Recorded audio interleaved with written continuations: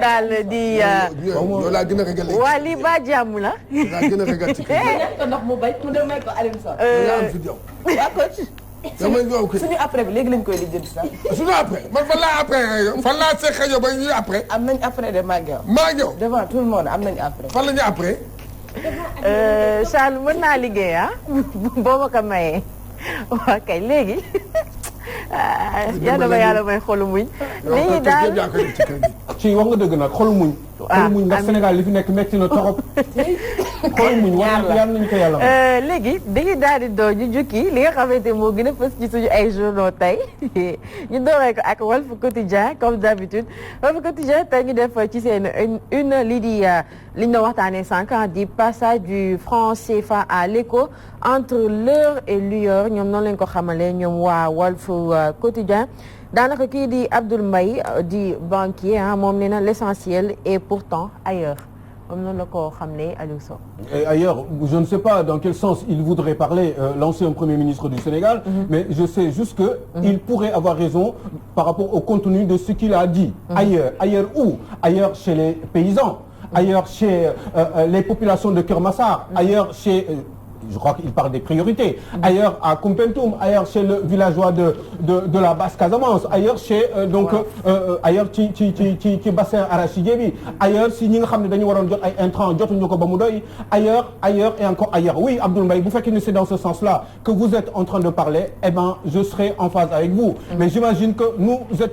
ne sommes pas forcément dans le même état d'esprit parce que vous, Abdoul Mbaye, vous avez quand même soutenu le président Macky Sall bi muy doog a am nguur gi ñu nekk ngeen nekkoon côte à côte ba bi ngay bàyyi effectivement bi ngay bàyyi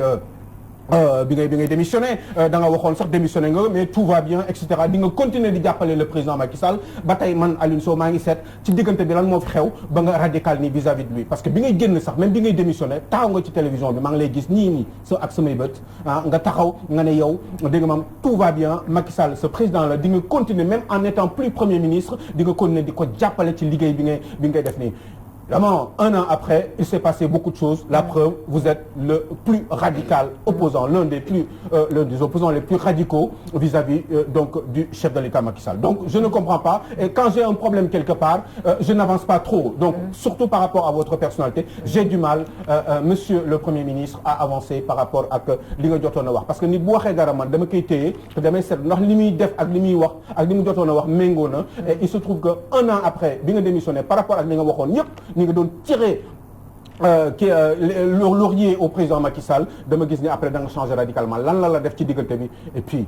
accord de pétrole yi yow yëpp yaa ko signé monsieur le premier ministre yow président Macky Sall te boobu xam naa ne nag yow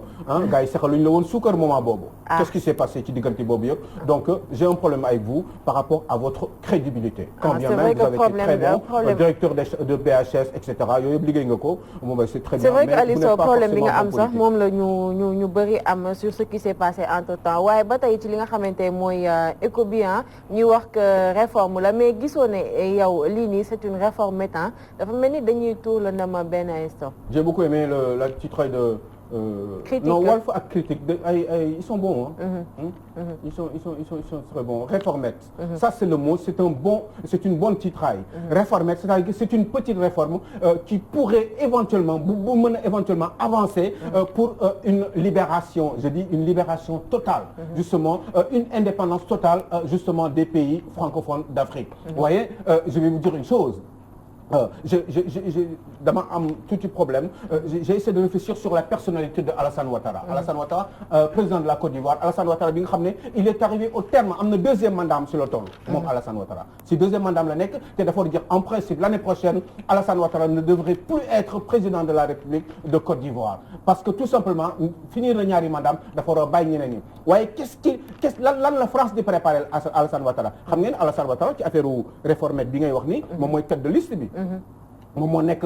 tête de pont pour organiser tout ça sans doute parce que il a été vice-gouverneur de la BCEAO sans doute parce que il est économiste expérimenté et cetera waaye na yem foofu kese bu fekkee ne nag dañ ko nar a remercier pour lui donner la chance d'avoir un deuxième mandat un troisième mandat comme il a été fait pour le cas de Idriss Déby au niveau du Tchad parce que dañu xalaatoon moom moo doon le président qui serait le plus stabilisant par rapport ak frontière bi dans la bande d'Aouzou etc. C'est une histoire boo xam ne c'est un peu trop compliqué. C'était la raison principale pour laquelle il a été promu pour un 3e, 4e et encore jusqu'au 5e mandat moom Idriss Déby. Est-ce que du loolu la ñuy pareel Alassane Ouattara? Je ne sais pas, j'ai des doutes parce que moom la ñu jiital ci mbir mi. Et d'ailleurs sax Aliou Sow man dama lay rejoindre parce que c'est un peu c'est du ma la wax sax c'est un peu mais c'est louche quand même kii di Macron choisir dem ba Abidjan di fa waxee lii mbirum éco bi. man immédiatement Fatou foofu laa gisee. dama ne mais pourquoi Alassane Ouattara? Pourquoi pas les autres? Alassane Ouattara en principe devrait partir l'année prochaine. Alassane dañu ne dans 6 mois la éco bi wala dans 1 an dans 6 mois la. Dans 6 mois Alassane Ouattara mi ngi préparer ay bagages am pour dem. Qu'est-ce qui se passe? Pourquoi est-ce que dañ surtout que préalablement ñu ngi commencé di wax ni Alassane Ouattara dafa xalaat donc am un 3e mandat ba Guillaume Soro mere ko ba génn Assemblée nationale ba politique etc. et les autres aussi les anciens donc oufouettistes. Donc il y a un problème quelque part man personnalité Alassane Ouattara lan lay préparer Macron ci lan la ko war a jàppale pour le remercier par rapport à cette petite réformette parce que quand on veut véritablement une réforme je vais vous dire une chose. Est-ce que fàttaliku ngeen ku ñuy wax Anwar El Khadafi. nekk au pouvoir de 1969 jusqu'à pratiquement 2011 lañ ko rey. Kadhafi mënoon baal nañ ko lu nekk sauf bi mu jógee ne moom dafa bëgg am une monnaie africaine te monnaie africaine boobu moom dafa waxoon ni xaalis bi moom moo koy génnee kenn du joxe dara nee na moom dafay def une banque africaine à l'instar de la banque européenne ba nga xam ne da nga maam Afrique day am autonomie avec une nouvelle monnaie te nee na loolu yëpp moom moo koy jël charge bi mu jógee ci loolu ci la ko Nicolas Sarkozy sàkkale pexe mu jaraloon ko moom Nicolas Sarkozy mu sacrifier contrat yi nga xam ne 11 mois avant Kadhafi ñëw na en France à l'hôtel Crillon teg fa ay xam nga yooyu ñuy def naar yi di def noonu. tente de fortune parce que moom nee na bëggul woon dugg ci hôtel bi ñu defal ko tente lépp lañ ko parce que c'était des contrats à coût de milliards ak ay avions yoo xam ne ak d'autres projets sur le comme genre terre yi ak yooyu pour toute la Libye donc Nicolas Sarkozy en tant que président de la République waaye finalement bi Kadhafi continuer moom tamit parallèlement par rapport à la politique internationale surtout la politique africaine décidé ni moom ñu gis ni Kadhafi est sérieux pour mettre en place cette banque africaine avec la monnaie africaine avec jël moom charge yi totalement mayetuñ ko jàmm benn ay groupe yu ndaw la ñu créé ñu xeex foofu ñuy xeex ak moom jox leen tuuti arme ñu xeex ak Kadhafi ñuy xeex entre ñoom Kadhafi écrasé leen Sarkozy ne bon mënuñu bàyyi Kadhafi muy massacrer population il faut ñoom ñu bokk ci biir droit de l'homme oblige finalement c'était le prétexte pour le liquider définitivement te ma koy naqarlu torop ndax wax dëgg yàlla Kadhafi amaloon na njëriñ Afrique te xaalisu dëkkam yéene woon nañ ko Libye je vous rappelle Libye litre essence j'allais dire plein d'essence 50 litres d'essence jarul 10 000 francs CFA 50 litres d'essence jarul 10 000 francs CFA boo amee 25 ans ñu jox la appartement boo sëyee ñu may la jabar amoon na fruit amoon na yàpp amoon na ceeb amoon na dugub amoon na sunguf amoon na lépp Libye nekkoon ci jàmm tey xool leen Libye nii Sarkozy moo ko def ba tey kenn waxu ci dara ñi ngi wax leneen maa ngi fàttaliku Abdoulaye Wade moment boobu tiit na bëgg na 3e mandat xam na ni amatul choix il faut France jàppale ko lan la Abdoulaye Wade def dem ci Sarkozy ne pour ñu abal ko ñaari avion de chasse pour mu topp ko pour mu dem Benghazi pour wax ak Kadhafi def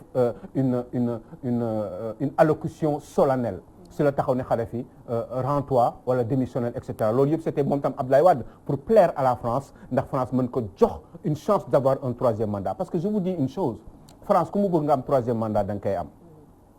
les pays francophones d'Afrique te li may wax nii kenn ñemew ko weddi ku nekk ak sa aqulaay taala fu ñu toll nii France ku mu bëgg nga am 3e mandat xaar leen maa ngi ñëw ci Alassane Ouattara du am na lu ma leen wax léegi vous allez voir ce qui va se passer Alassane Ouattara dina am un 3e mandat parce que France moo ko bëgg. vous en prie. di Alassane Ouattara espace su benn at rek ñu gis ne moom mu changé avis parce que dafa doon ne franc CFA bi moom monnaie bu baax la war nañ ko continuer di ko utiliser fii ci Afrique mooy Afrique ñi nekk Afrique de l'Ouest ak Afrique centrale war nañ woyal di utiliser di franc CFA ci moyen d'un an mu jékki-jékki encore changé avis di ne moom ànd na ak la nga xamante ne moom mooy éco bi même avant éco bi sax bi kii Bruno Le Maire muy ministre de l'économie en France demoon na ba ne dañuy réformer lii di franc CFA moom Alassane Ouattara aussi ñëw di ne encore moom ànd na ak réforme boobu ci diggante gi encore mu ñëwaat di ne moom ànd na ak éco finalement Alassane Ouattara fu mu dëgg tànkam lañ bëgg a xam ni Alassane Ouattara dafa bëgg un troisième mandat li ma wax Mamoul du dañ lii yëpp mu doon def xam nga c'est parce que des fois certains mooy gàtt moo tax doo mën a faire appel un petit peu à l'histoire récente ak yooyu bon yaa ngi koy souligner léegi c'est très bien mais je suis persuadé que Alassane Ouattara li muy def nii yëpp c'est dans ses calculs politiques il a envie d'obtenir un troisième mandat et puis de continuer à effectivement petite réforme mettre la bi nga xam ne moom le quotidien critique bravo Pape Sarr critique ni ngeen ko defee baax na donc li ñu wax ni yëpp loolu c'est tout simplement parce que dañu bëgg Alassane Ouattara am un troisième mandat continuer à gérer la France-Afrique parce que tey jii nii Alassane Ouattara moo gérer la France-Afrique donc Mamoudou Diaby Gassama donc il faudrait qu'on comprenne une chose c'est que pour ñu réformer dëgg-dëgg li Kadhafi waxoon loolu moo doon dëgg te loolu la ñu waroon def ndax Kadhafi soxlawul woon seen xaalis pare woon na pour def ko pour jàppale Afrique ndax ñu mën a am une autonomie par rapport à une monnaie mais seen économiste ñëw na sànq maa ngi ko doon suivre tout à l'heure xam naa rek daf ko fàtte mais il y a pratiquement 14 500 à 15 000 milliards de francs CFA yoo xam ne mi ngi nelaw ci Banque France je répète 14 500 à 15 000 milliards 15 000 milliards de waxuma 1 000 milliards de waxuma benn waxuma 500 dama ne 15 000 milliards mi ngi nelaw ci banque français yoo xam ne xaalisu France la parce que garantie d'arrimage bi la c'est extraordinaire xaalis boobu bu ñu ko jëloon lijjanti problème mu Afrique de l'Ouest 15 000 milliards mooy nelaw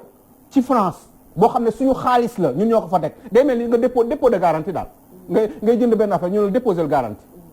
ba ngay dellu soit affaire bi ba ñuy suñu diggante di tant que ñu ngi leen di protéger ñun di protéger seen monnaie yéen il faut ngeen def teg benn garantie boobu xaalis bi 15 000 milliards de francs CFA la loolu bu ñu ko jëloon nag Kadhafi li mu bëggoon def loolu moo doon dëgg moom mooy ñu am une monnaie totale une liberté totale dans la gestion de notre monnaie surtout beneen affaire mooy ndeysaan doomu jàmbur ji rey nañ ko yàqal nañ Afrique lu bari te xoolal depuis ba tey gis ngeen li xew Libye xoolal li bi doxatul au même moment ñiy guerre gars yi ngi kon ne di piller pétrole bi parce que ñuy jàppale il faut ñu am ay bor yu ñu fay c'est un truc de malade lii fii rek lañ ko mën a defee Anna Sarkozy benn 5 ans jaxase na le destin de l'Afrique ci benn juróomi at kese bi ñu paree def liggéeyam boobu tubaab bi dàq nañ ko indi nañu François Hollande def na fa 5 ans aujourd'hui nous avons Macron qui est en train de négocier ak Alassane Ouattara donc il y a un problème quelque part li ñu war a def xam nga mooy lan moom mooy ñu fexe góorgóorlu am suñu propre autonomie liggéeyal suñu bopp am suñu monnaie bopp góorgóorlu gérer suñu économie déggoo ñun Afrique entre ñun lii yëpp Nera nigérian boobu Nigéria la ñu bëgg a isoler dafa compliqué nag parce que temps bi du fi xaj pour waxtaan ci mais métti na trop te je vous assure d'une chose France du mës a bàyyi Afrique parce que France bu gérer bu nekkee à l'aise au niveau du conseil nekk membre permanent du conseil de sécurité des Nations Unies c'est parce que li mu amee autorité ci Afrique francophone d'Afrique ci Afrique francophone moo tax dégg nga maam mu am nekk membre permanent du conseil de sécurité des Nations Unies. tey ñu gis ne képp ka nga xamante ne yow économiste nga wala nga nekk activiste nga joxoon baaxam tuuma réewu ko France dañ lay dàq bu ñu jëlee exemple Nathalie Yamb. jamono jee dàqoon nañ ko Burkina Faso ndaxte rek dafa yëkkati ay kàddu jëmale ko ci France bi mu leen doon nee rek nooteel ba nga xamante ne moom la ñuy teg ci kaw ndoddu africain na dàq ba faw ñu gis ne aussi kii di Kémi Séba tamit récemment sortie brûlante bi muy def. tax na coûté na ko cher. kon jusqu'à présent est-ce que ñun ñii mun nañ génn mun nañ am indépendance ci côté koom-koom. mais mënul nekk xam nga lu tax parce que amuñu doole koom-koom mënuñu nekk c'est impossible boo demee Niger uranium bi nekk Niger moom mooy tax tubaab yi di dund xam nga c'est dommage quoi dafa gàtt. mais dama ne ñun mënuñu loolu mais au Sénégal mais regardez ce qui se passe boo demee au port kan moo téye port. boo demee ay Eiffage ak yi demee noonu Eiffage Dakar ba Tëngéej autoroute 1000 francs même pas 10 kilomètres 1000 francs autoroute. 1400 ba Tëngéej nga def ne loolu c'est parce que deuxième sortie bi. nga def ne loolu c'est normal parce que deuxième bi la wax nga dëgg Fatou Ka est-ce que c'est normal 1000 francs ñu waroon ko def entre au moins sax Tëngéej ba aéroport parce que kii dem aéroport am na xaalis yaa ngi dégg kii jël avion am na xaalis mun na fay bu yàkkamte mun na fay kii bi autoroute bi waaye ki nga xam ne ñi nga mais banlieue mais ñëpp Kër Massar lañ dëkk ñëpp Pikine la ñu dëkk mais Dakar Pikine fii waruñu ko def téeméer Dakar Pikine Thiaroye waruñu ko def téeméer Eiffage Dakar Pikine 200 la war a doon 200 ñaari lan ñaar fukk c'est comme ça que ça dit. ñeent fukk. yaa ngi dégg waruñu ko def 1000 francs. Dakar Tëngéej mais Tëngéej kese ñu weere 1000 francs pour fay ko. mais ce n'est pas normal autoroute boo xam ne dégg nga maam bu baree nit man li ma xam ci grande autoroute parce que voyage naa dem naa fu bari ci àdduna bi. li ma xam ci autoroute mooy autoroute bés bu amee embouteillage dañuy ubbi def ko mu gratuit parce que autoroute objectif u autoroute mooy pour daw pour gaaw pour gagner du temps et gagner de l'argent waaye yow boo rang mun nga rang ci autoroute bi 1 heure de temps mun nga ko rang ci autoroute bi te du la tere fay boo xasee bu dugg jeex na c'est fini il faut nga yegg fi nga jëm. ñu fermer ay voies coach rapidement. waaw non c'est damay dëgg lu mu wax. trajet bi ñu bëgg a fayloo nit yi 1000 francs 1400. da ngay jël rek Casablanca Rabat. waaw. Casablanca Rabat. ça ne fait même pas 500 francs CFA. D'accord. nga dem Brésil jugee Sao Paulo di dem Belo Horizonte foofu trajet boobu ay 600 700 te moo ëppal lii 4 fois 700 yooyu ngay fay CFA boo ko kii xoolal parce que dëkk yooyu laa joxe exemple man dama gis reçu bi man maa gis reçu bi maa toogoon ci bus bi ci kanamu oto bi ne gis reçu bi nii ma kii ko convertir ko en kii seen kii reis foofu reis la Brésil reis la ma convertir ko en CFA mu jox ma loolu ma jël ba dirham ba léegi convertir ko en CFA voilà loolu la pour dire rek loolu yëpp ñàkk autonomie la ak bor yu bëri yi. Aliou Sow xam naa on aura largement le temps. mooy CFA bi mooy lii ci biir semaine bi ñu daal di defaat continuité parce que waroon nañu waxaat ci li nga xamante mooy la liberté de mater. marche bi amoon ñaawteef yi ñu fa nemmeeku yëpp xam naa dinañ am l'occasion ci biir semaine bi. incha allah ñu ñëw maa ngi lay jaajëfal bu baax a baax. léegi journaliste la ñuy dóor. léegi journaliste la ñuy dóor